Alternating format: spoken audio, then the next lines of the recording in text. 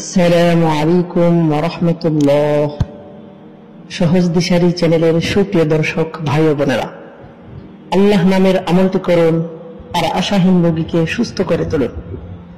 আর আমাদের চ্যানেলটি আগে সাবস্ক্রাইব না করে থাকলে সাবস্ক্রাইব করুন।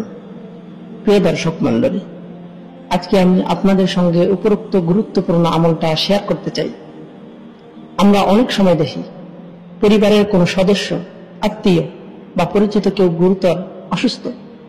চিকিৎসকরা অনেক চেষ্টা করে যখন বলেন এখন কিছুই করার নেই, শুধু দোয়া করতে পারেন, তখন আমরা ভেঙে পড়ি। এই অবস্থায় অনেকেই হতাশ হয়ে পড়ে। কিন্তু প্রিয় ভাই ও বোনেরা, মনে রাখবেন, আল্লাহর দরজা কখনো বন্ধ হয় না। যদি কোনো অসুস্থ ব্যক্তির জন্য আপনি আন্তরিকভাবে আল্লাহ আল্লাহ বলে ডেকে যেতে থাকেন, তাহলে আল্লাহর রহমত নেমে আসতে পারে। যদি রোগীর হায়াত থাকে, তবে আল্লাহর নামের বরকতে সে সুস্থ হয়ে উঠবে ইনশাআল্লাহ।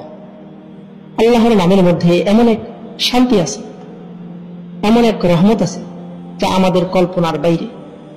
এমনকি কোরআনে বলা হয়েছে, ওয়াইযা মারিজতু ফাহুয়া ইয়াশফিন, আর যখন আমি অসুস্থ হই তখন তিনি আমাকে সুস্থতা দেন।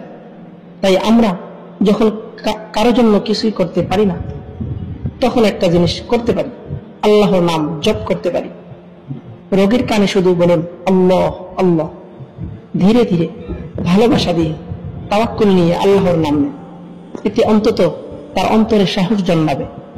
আর যদি হায়াত থাকে, তাহলে আল্লাহর ফজলে সে সুস্থ হয়ে উঠতে পারে। এই আমল খুব সহজ, কিন্তু এর ফল হতে পারে অনেক বড়।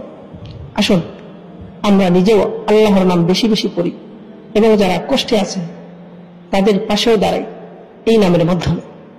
প্রিয় দর্শক মণ্ডলী, আজকের ভিডিওটি এই পর্যন্তই। ভিডিওটি যদি আপনার ভালো লেগে থাকে, তাহলে লাইক দিন,